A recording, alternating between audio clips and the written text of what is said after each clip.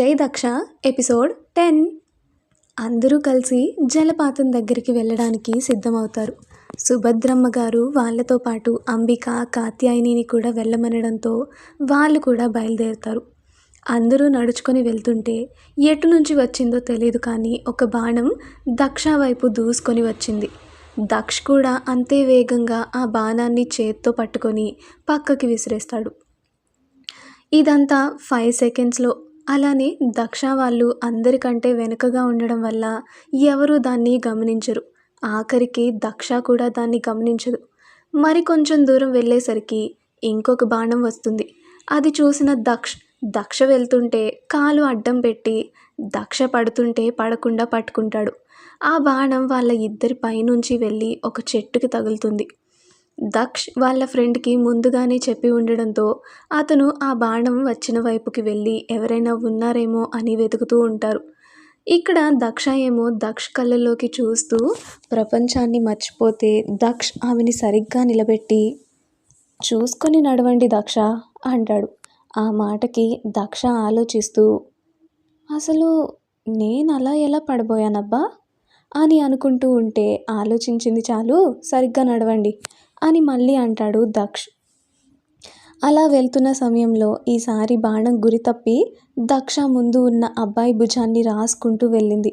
దానికి ఆ అబ్బాయి, అతని పక్కన ఉన్న అబ్బాయి కంగారు పడి గట్టిగా అరిచి, మేడం బాణాలు మేడం అంటాడు. ఏం బాణాలు అని అందరూ అడిగితే, ఏమో తెలియదు కానీ ఒక బాణం నా భుజాన్ని రాసుకుని వెళ్ళింది అని ఆ దెబ్బ చూపిస్తాడు. ఈలోపు ఆ బాణాలు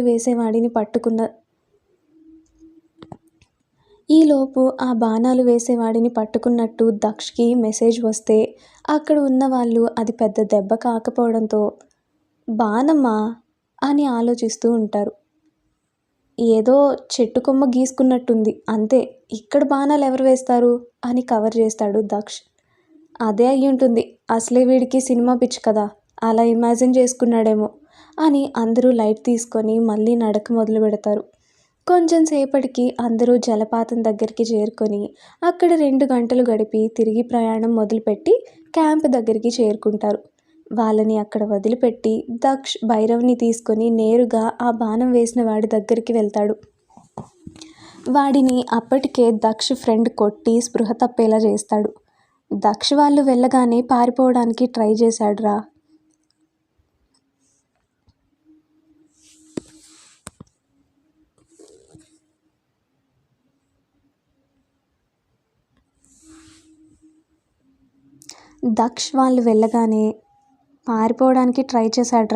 అందుకే కొట్టక తప్పలేదు అని సంజాయిషి ఇస్తుంటే, రే ఆర్య ఆపు, ఇంత చేసినందుకు చాలా థ్యాంక్స్ అని అంటాడు దక్ష్.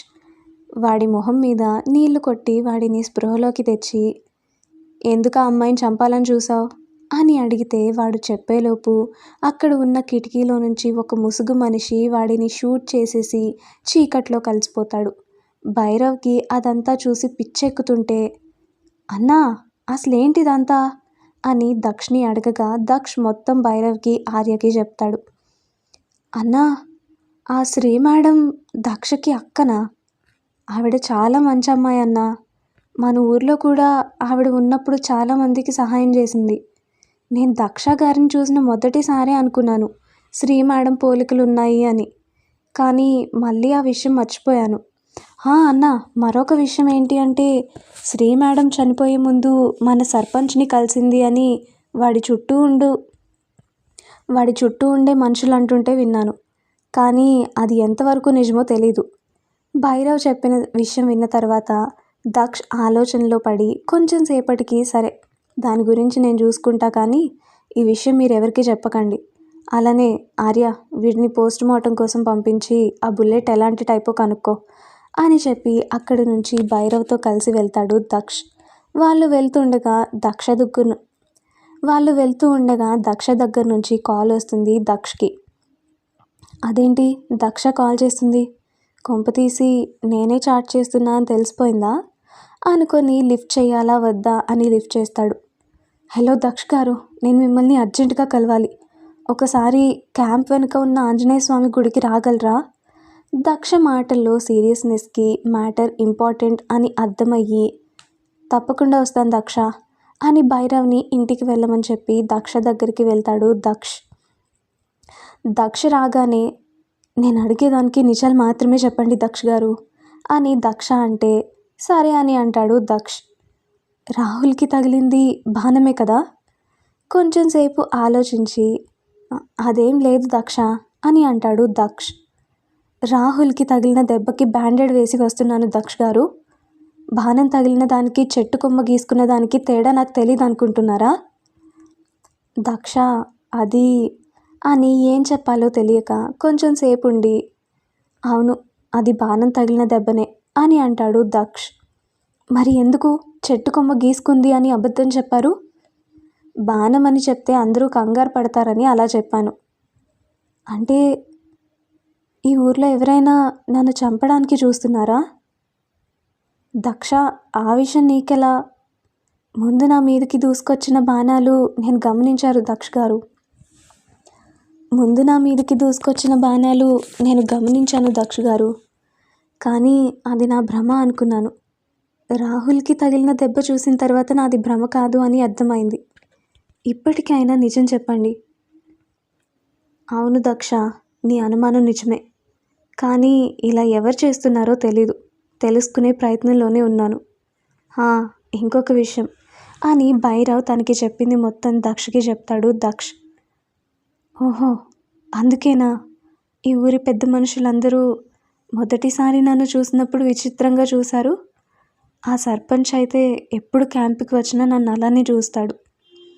అక్క మరణానికి ఈ సర్పంచ్కి ఏదో లింక్ ఉన్నట్టు నాకు అనిపిస్తుంది దక్ష గారు. నాకు కూడా సర్పంచ్ మీద అనుమానంగానే ఉంది దక్ష. కానీ ఎలా తెలుసుకోవాలి అనేది అర్థం అవ్వడం లేదు. ఇంతలో దక్షకి దేవిక మేడం కాల్ చేయడంతో లిఫ్ట్ చేసి పిన్ని ఆంజనేయ స్వామి గుడిలో ఉన్నాను, వస్తున్నాను అని చెప్పి కాల్ కట్ చేసి సరే దక్ష గారు, పిన్ని రమ్మంటుంది, నేను వెళ్ళొస్తాను అని అక్కడి నుంచి వెళ్తుంటే దక్షకి ఏదో గుర్తొచ్చినట్లు ఫాస్ట్గా దక్ష దగ్గరికి వెళ్ళి అవును నా నెంబర్ అని ఎలా తెలిసింది దక్ష మేడం అని అడుగుతాడు.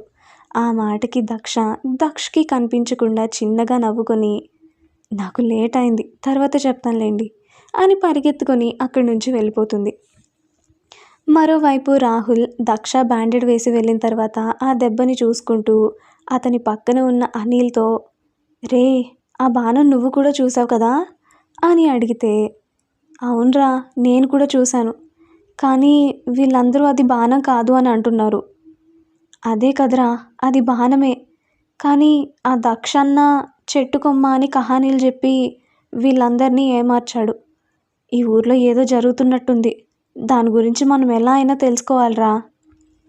ఈ ఊరి గొడవలన్నీ మనకెందుకురా, మెడికల్ క్యాంప్కి వచ్చాము, అది చూసుకొని వెళ్ళిపోతే మన పని అయిపోతుంది. లేదురా, లైఫ్లో కొంచెం అడ్వెంచర్ కూడా ముఖ్యమే. రే రాహుల్ నా మాట వినరా, ఈ ఊరితో మనకి ఎలాంటి సంబంధం లేనప్పుడే నీకు ఈ గాయమైంది. అదే విషయాలన్నీ తెలుసుకుంటే ఇంకేమైనా ఉందా, మనకెందుకు చెప్పేవన్నీ? అలా కాదురా, మనం జస్ట్ తెలుసుకుందాం అంతే, కానీ మనకి తెలిసినట్టు ఎవరికి తెలియకుండా ఉందాం. ఏమోరా బాబు, ఏమంటున్నావో నాకేం అర్థం కావట్లేదు, కానీ ఈరోజు నేను బాగా అలసిపోయాను, నేను పడుకుంటాను అని అనిల్ దుప్పటి ముసిగేస్తే రాహుల్ మాత్రం జరిగిన దాని గురించి ఆలోచిస్తూ ఉంటాడు. ఈలోపు ఏదో ఒక ఆకారం పరిగెడుతూ ఉండడం కిటికీలో నుంచి చూసి ఏంటా అని బయటికి వెళ్తే అక్కడ ఎలాంటి ఆకారం కనిపించదు. అదే ఆకారం దక్షకి కూడా కనిపించడంతో తను కూడా అక్కడికి వచ్చి చూస్తే రాహుల్ కనిపిస్తాడు. రాహుల్ నువ్వేంటి ఇక్కడ అని దక్ష వెనక నుంచి అడిగేసరికి ఆ ఆకారం గురించి ఆలోచిస్తున్న రాహుల్ ఒక్కసారిగా దడుచుకొని దక్ష భయపెట్టేశావు తెలుసా అని అంటాడు. అయ్యో సారీ రాహుల్ అని చెప్పి ఈ టైంలో ఇక్కడ ఏం చేస్తున్నావు అని రాహుల్ని అడిగితే అది మరి గాయం కొంచెం నొప్పి వస్తుంది, అందుకే బయట తిరుగుతున్నా అని చెప్పాడు రాహుల్. ఓ అవునా, పెయిన్ కిల్లర్ వేసుకున్నావా, లేకపోతే తీసుకురానా అని దక్ష అంటే వేసుకున్నానులే దక్ష ఇందాకనే, ఇంకా పెయిన్ తగ్గలేదు, కానీ నువ్వెందుకు వచ్చావు ఇటు? అక్కడ ఎవరో ఉన్నట్టు అనిపించింది, ఇటు వచ్చి తీరా చూస్తే అది నువ్వు. అని దక్ష అనేసరికి, అవునా, సరే పద లోపలికి వెళ్దాం, నాకు నిద్ర వస్తుంది అని అంటాడు రాహుల్. ఇద్దరు ఎవరి రూమ్లోకి వాళ్ళు వెళ్ళి ఆలోచిస్తూ ఉంటారు. నిజంగా దక్ష నన్నే చూసిందా, లేకపోతే నాలాగా తను కూడా ఆకారాన్ని చూసొచ్చిందా, అసలు ఏంటి ఆ ఆకారం, అది చూడ్డానికి 7 అడుగుల పైనే ఉంటుంది. నార్మల్ మనుషులు ఎలా అంత ఎత్తుంటారు, నిజంగా అలాంటి ఆకారం నేను చూసానా, లేకపోతే అది నా భ్రమణ, అబ్బా ఏంటి ఈ కన్ఫ్యూజన్ అని అనుకుని పెయిన్కి త్వరగానే నిద్రపోతాడు రాహుల్. ఇటు దక్ష కూడా, నేను చూసింది రాహుల్ని అయితే కాదు, ఆ ఆకారం 7 అడుగులుంది, రాహుల్ 5.9 అలా ఉంటాడు, కాబట్టి నేను చూసింది రాహుల్ అయ్యే ఛాన్సే లేదు. నాకు కనిపించిన ఆకారం అక్కడే ఉన్న రాహుల్కి కనిపించలేదా, లేకపోతే రాహుల్కి కనిపించినా నాకు అబద్ధం చెప్పాడా, అసలు ఏంటి ఆ ఆకారం, ఎందుకు అంత ఎత్తుగా ఉంది, నేను చూసింది నిజమేనా, లేకపోతే నేనేమైనా భ్రమపడ్డానా అని దక్ష కూడా ఆలోచనలతో సతమతం అవుతూ ఎప్పటికో నిద్రపోతుంది. ఉదయం లేచిన కాబోయే డాక్టర్స్ మునుపటి రోజు సెలవు అవ్వడంతో ఆ రోజు పేషెంట్స్ ఎక్కువగా ఉండడం వల్ల ఫుల్ బిజీ అయిపోతే, మండే అవడంతో దక్ష్ కూడా అతని ఆఫీస్ వర్క్లో గడిపేస్తాడు. అలా 2 రోజులు దక్ష్ వర్క్తో బిజీ అయ్యి క్యాంపు దరిదాపుల్లో కూడా వెళ్ళడు. 2 రోజులు దక్షని చూడకుండా ఉండడం దక్షకి ఏదోలా అనిపించి ఆ రాత్రి సరిగ్గా నిద్ర కూడా పట్టగా ఆలోచిస్తూ ఉంటుంది. అప్పుడే మామూలుగా లేచిన నయన దక్ష ఇంకా పడుకోలేదు అని గమనించి సహస్ర నిద్ర కూడా పాడు చేసి దక్ష బెడ్ దగ్గరికి వెళ్ళి, ఇంకా ఎందుకు పడుకోలేదు అని అడుగుతారు. దానికి దక్ష, ఏం లేదు అని చెప్తే, ఏంటి మా దగ్గర దాచాలని చూస్తున్నావా అని ఒకేసారి కోరస్గా అంటారు నయన మరియు సహస్ర. నేనేం దాచాలనుకోవడం లేదే అని దక్ష అంటే, మరి ఇదేంటి అని పక్కనే ఉన్న దక్ష బుక్ ఒకటి ఓపెన్ చేసి చూపిస్తుంది నయన. ఆ బుక్లో ఒక పేజీ మొత్తం దక్ష్ పేరు ఉండడం చూసి, అది నా బుక్లోకి దక్ష్ గారి పేరు ఎలా వచ్చింది అని అయోమయంగా అడుగుతుంది.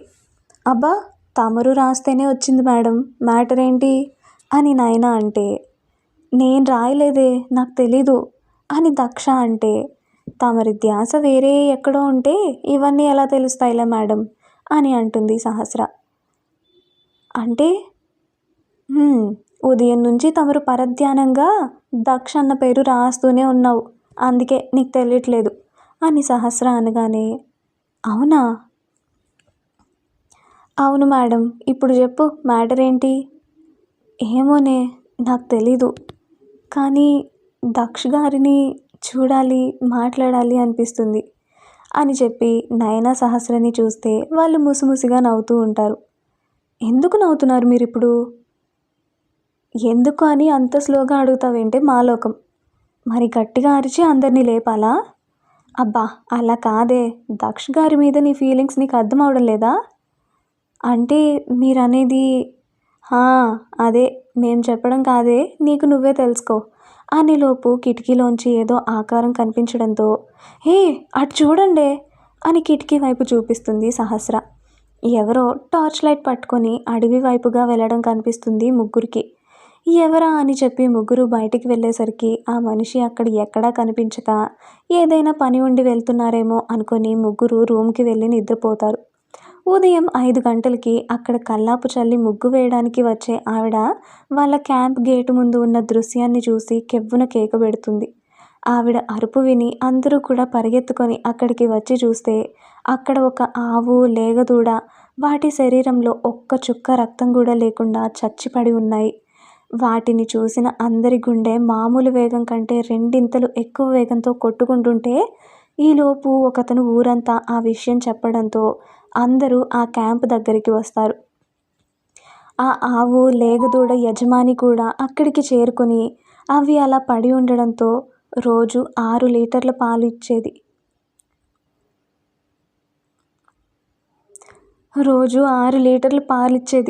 మూగజీవం, అదెవరికి అన్యాయం చేసిందని ఇలా పొట్టను పెట్టుకున్నారయ్యా, ఈ లేగదూడ పుట్టి వారం కూడా అవ్వలేదే, దాన్ని ఇంత దారుణంగా చంపడానికి మనసు ఎలా వచ్చింది దుర్మార్గులకి అని బోరుమని ఏడుస్తుంటే అతని బాధకి అందరి కళ్ళల్లో నీళ్లు తిరుగుతున్నాయి.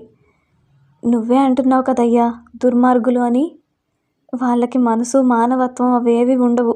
బాధపడకు, మీకు మేము ఏదో ఒక విధంగా సహాయం చేస్తాం అని ఓదార్పునిస్తారు.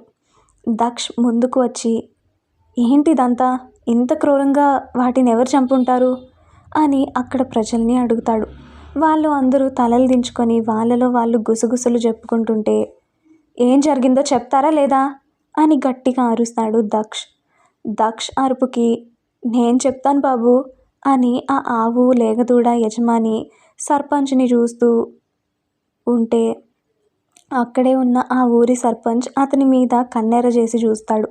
అది గమనించిన దక్ష్, ఏంటి అని సర్పంచ్ వైపు చూసి అనడంతో ఆ సర్పంచ్, బాబు ఇదేదో అడవిలో జంతువుల పని అయ్యి ఉంటుంది, అంతే, అంతకుమించి ఏం లేదు అని అంటాడు. నమ్మేటట్టుగా లేదు సర్పంచ్ గారు. జంతువుల పని అయ్యి ఉంటే అవి ఇలా రక్తం మాత్రమే తాగి మాంసాన్ని వదిలేవు అని ఆ యజమాని వైపు తిరిగి, నువ్వు చెప్పు బాబాయ్ అని అంటాడు.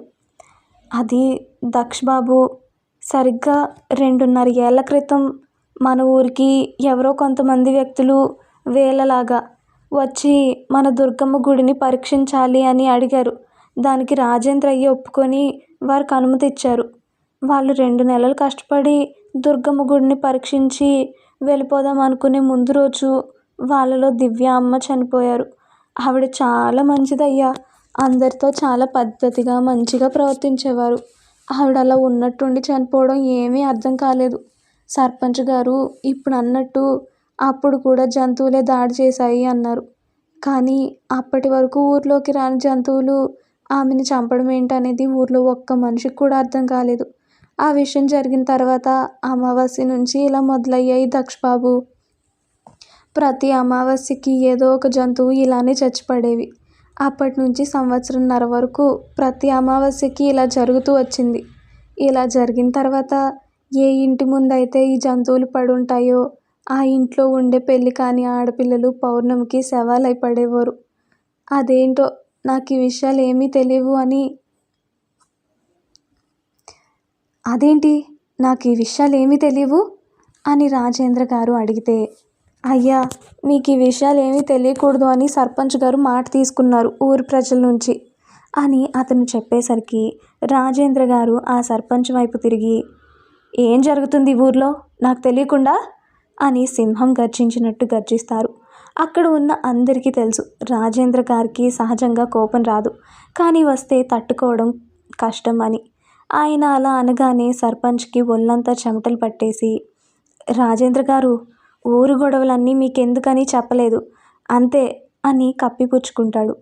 చేసిన తప్పు కప్పిపుచ్చుకోవాలి అని చూస్తే నేను మర్యాద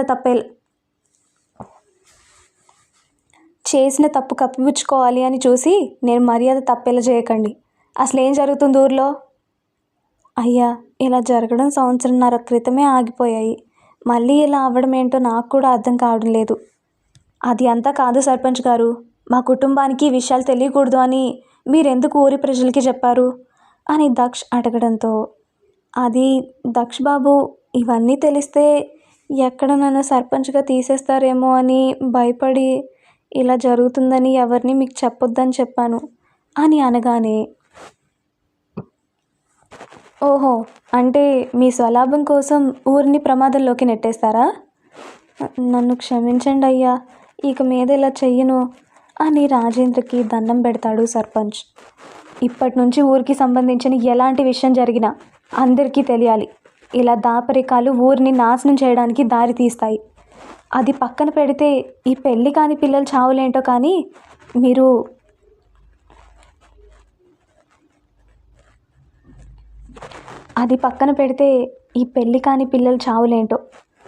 మీరు మా ఊరికి మంచి చేయడం కోసం వచ్చారు. మిమ్మల్ని మేము తెలిసి ప్రమాదంలోకి నెట్టలేము. దయచేసి మా ఊరు నుంచి వెళ్ళిపోండి. అదేంటి రాజేంద్ర గారు, మీరు కూడా ఇలా అంటారు? మేము ఇక్కడికి మా వృత్తిని నిర్వహించడానికి వచ్చాము. ఇప్పుడు మేము కూడా మీ ఊర్లో ఒక భాగమే. అలాంటిది ఇప్పుడు ఇలా ఎలా వదిలేసి వెళ్ళిపోతాం? ఏం జరిగినా అందరం కలిసే ఉంటాము అని దేవిక మేడం అంటే మేము కూడా అందుకు అంగీకరిస్తున్నాం అని అంటారు స్టూడెంట్స్. వాళ్ళ మంచి మనసుకి, ఊరి ప్రజలకి వారి మీద ఉన్న గౌరవం ఇంకా పెరిగితే పూజారి గారు, అయ్యా మన ఊరి దేవత దుర్గమ్మ గుడిలో ఊరు మంచి కోసం అఖండ హోమం జరిపిద్దామని అనుకుంటున్నాను అని చెప్పేసరికి, మీ ఇష్టం గురువుగారు, ఊరికి మంచి జరుగుతుంది అంటే ఏమైనా చేద్దాం అని అంటారు రాజేంద్ర గారు. దక్ష మాత్రం ఆ ఆవు లేగదూడ మీద నుంచి చూపు తిప్పుకోలేక వాటినే చూస్తూ నిల్చుని ఉండిపోయింది.